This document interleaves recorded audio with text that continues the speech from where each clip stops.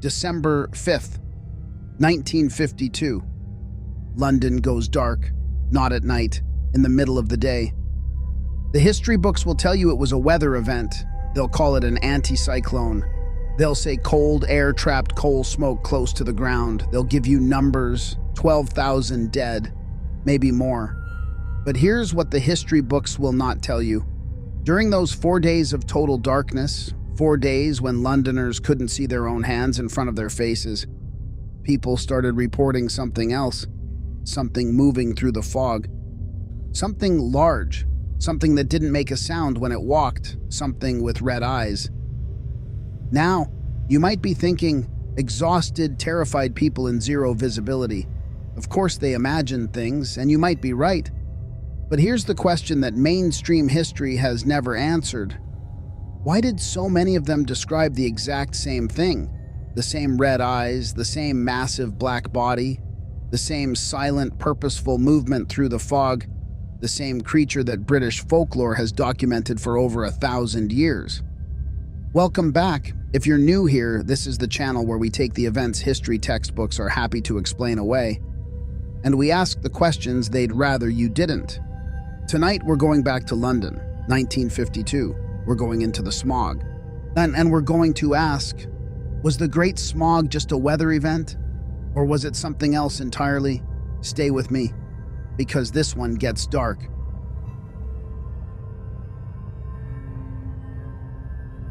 Let's start with the facts, the real, documented, undeniable facts.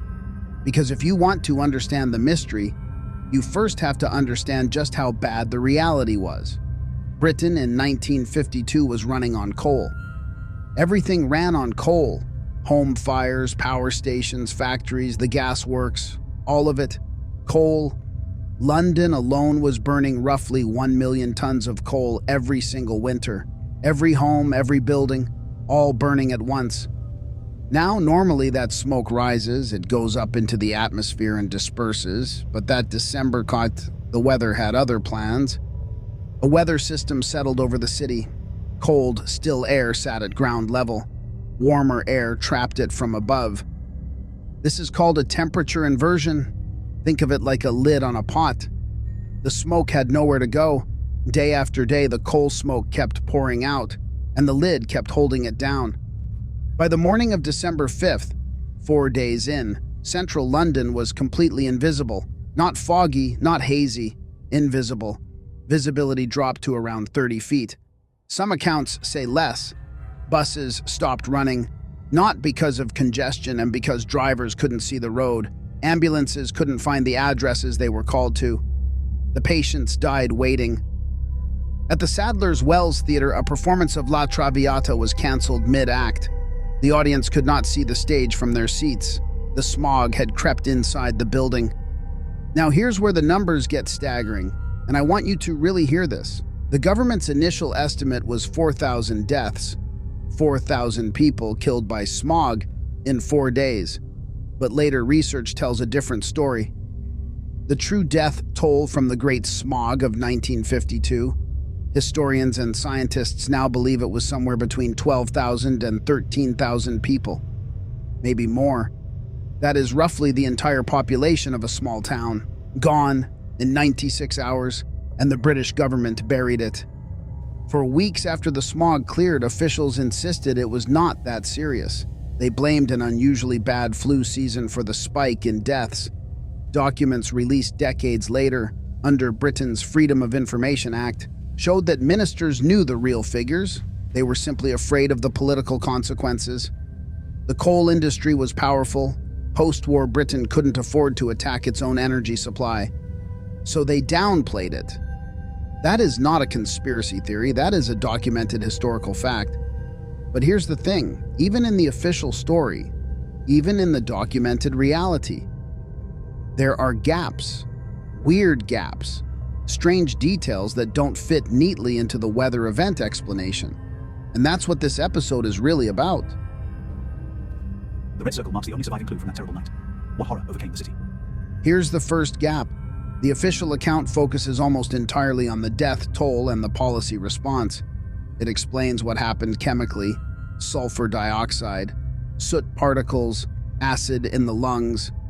What it doesn't explain is the psychological dimension. Thousands of accounts, thousands of witness statements, people describing not just illness, but terror. Not the terror of being sick, the terror of being watched. Psychiatric hospitals in London reported a spike in admissions during the smog week. Now, the standard explanation is simple: social isolation plus hypoxia. That means low oxygen can cause hallucinations. That's completely plausible.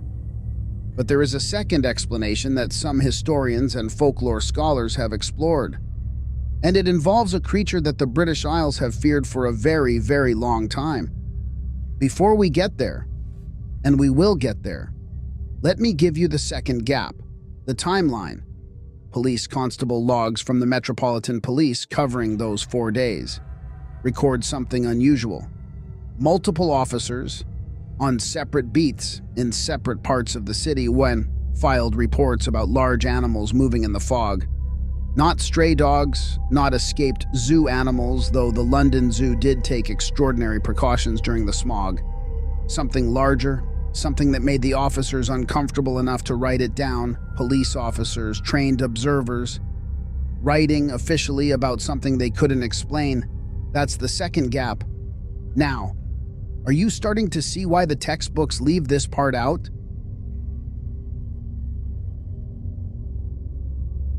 Let me put you in London, December 5th through the 8th, 1952.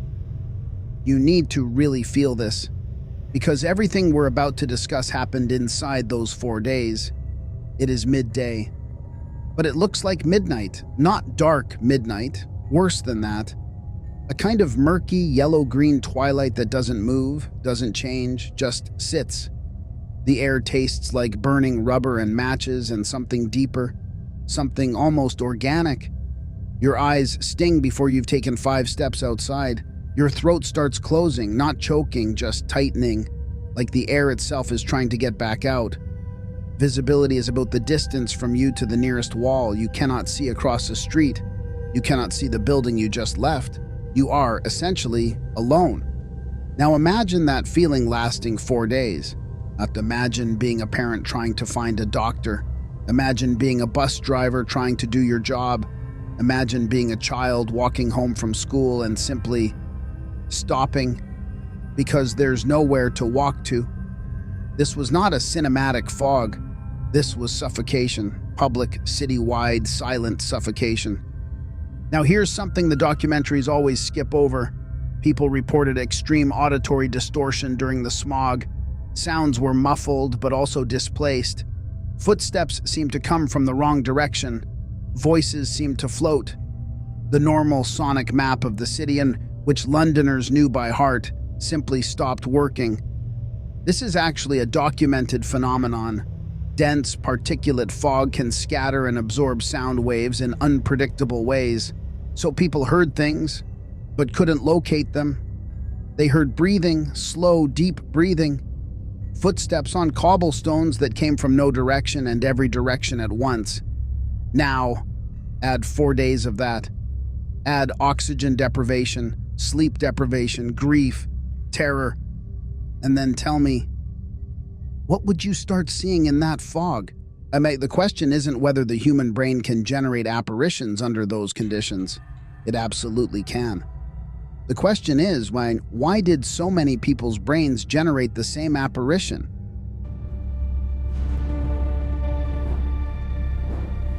I want to be very clear about something before we go further.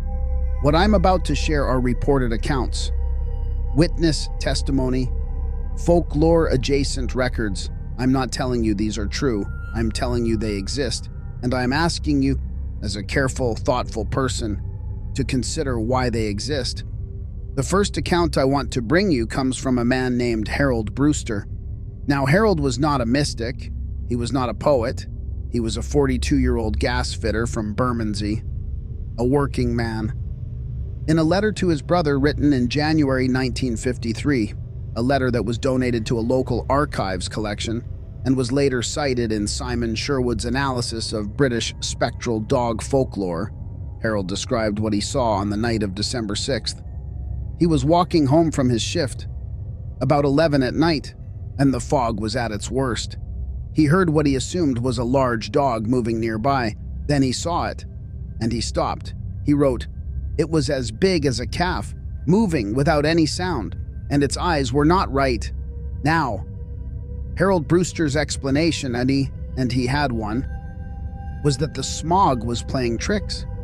He was a sensible man, but he also wrote that he did not move for 20 minutes after the shape disappeared. Not out of curiosity, out of terror. Harold Brewster was not alone. That same week, at least 9 similar accounts were recorded across different London boroughs. 9 separate accounts. Bermondsey, Southwark, Lambeth, Whitechapel, all describing the same features. Large, black, silent, red eyes. And here is the detail that makes the hair stand up on the back of my neck. None of these 9 people knew each other. Now, could word have spread? Could one story have influenced the next? Absolutely, that's entirely possible. But several of the accounts were given privately, in letters, in diaries, and were not published until decades later. They could not have been copying each other. A folklorist named Theo, who spent decades cataloging black dog sightings across the British Isles, would later note in her 1978 published papers, which are held at the University of Exeter, that the 1952 accounts represented the largest single-location cluster of black dog reports in recorded British history. Largest single-location cluster in recorded history during 4 days of darkness in a city of 8 million people. Are you asking the same question I am?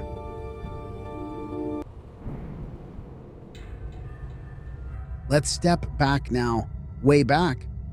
Because to understand why those London accounts are so striking, you need to understand the thing they're describing. The black dog is not a monster invented by horror writers. It is one of the oldest and most widely documented supernatural entities in the British Isles. Not rare, widespread, not recent, ancient. It goes by different names in different regions. In Suffolk and Norfolk and the eastern coast, it's called Black Shuck. In Yorkshire, it's the Barghest. In Lancashire, the Trash or the Striker. In Scotland, the Sìth. That's Gaelic for the spectral hound. Same creature, different postcodes. The descriptions are remarkably consistent across regions and across centuries. Large, always described as bigger than any natural dog. Black, always described as a deep, matte black. Not dark brown, not gray, black. Silent. Accounts consistently note the absence of paw sounds, breath sounds, anything. And the eyes almost always described as red or glowing or burning. These features appear in records going back to the 1100s. The earliest major written record is from the Anglo-Saxon Chronicle, roughly 900 years ago. It describes a black dog appearing in a church in Bungay, Suffolk during a violent storm in 1577. 2 people died. Others were burned or struck down. The church still stands. The scorch marks on the door are still there. You can visit them. Now, and do I think a supernatural dog killed those people? No. The likely explanation is lightning or ball lightning, extreme weather, trauma. But what's always interesting, is the specific form the terror took in the minds of witnesses, the black dog, every single time. Why? Researcher Mark Norman has spent over a decade cataloging black dog folklore across the British Isles. His database contains over 250 distinct verified accounts, and Norman identifies several consistent patterns that cut across all of them. Pattern 1. Black dogs almost always appear at boundaries, physical boundaries, crossroads, bridges, coastlines, gates, thresholds, and experiential boundaries, times of profound crisis, death, war, disaster. The smog of 1952 was, by any measure, a profound boundary event. A city standing on the edge of mass death. Pattern 2. Black dog encounters are almost never attacks. In the vast majority of recorded accounts, the creature approaches, it observes, it departs. It is a presence, not a predator.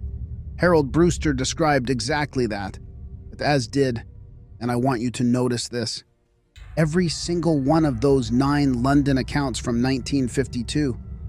None of them described an attack. None of them. Pattern 3, and this is the one that folklore scholars argue about most fiercely, is the location pattern. Many black dog sightings cluster in very specific geographical locations, over and over, across centuries, as if the creature, if it is one, or the experience, if it's a psychological phenomenon, is somehow tied to place. Now, theorists who take the supernatural interpretation seriously suggest this. They suggest that certain locations carry some kind of residual energy, a thinness, a permeability, a place where whatever boundary normally exists between our world and something else gets thinner, and that extreme events, war, plague, disaster, can thin that boundary further. The smog in this reading wasn't just weather, it was a veil. And for 4 days, the veil dropped. I'm not telling you that's true. I am telling you that is the argument that some serious folklore scholars have made. And I am asking you, given what you now know about the pattern of those sightings, is it an argument you can completely dismiss?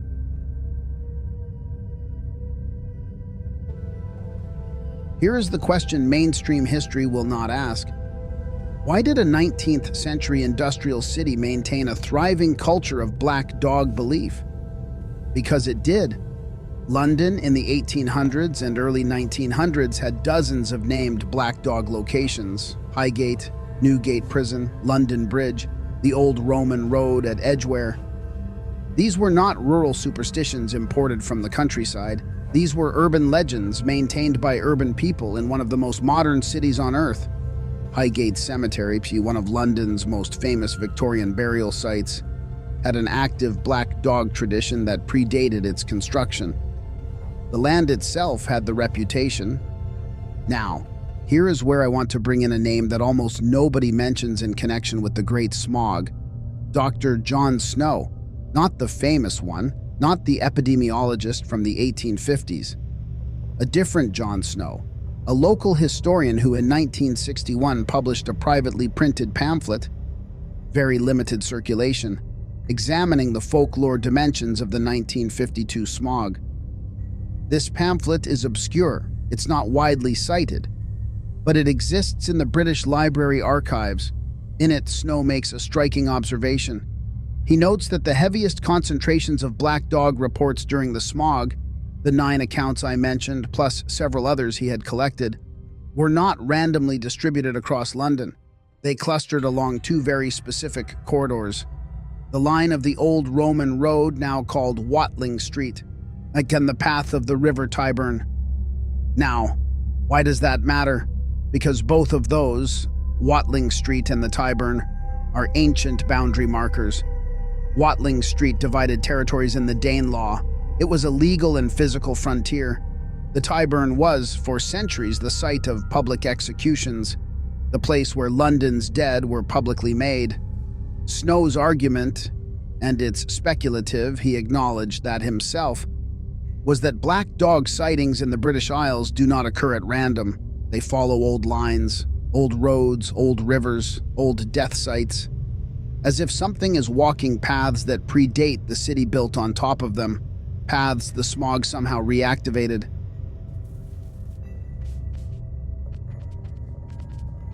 I want to give you 4 specific questions now. 4 questions that the official account, the weather event explanation, does not and cannot answer. Not what if questions, specific, sourced, documented questions. Question 1. Why did no other major fog event in London's history, and there were many, produce a comparable cluster of black dog reports? London had serious fog events in 1886, 1904, 1932, all with significant visibility loss, all with elevated mortality. None of them produced anything like the 1952 cluster. What was different in 1952? The standard answer is that the 1952 smog was simply the worst, the densest, the most toxic. That's true.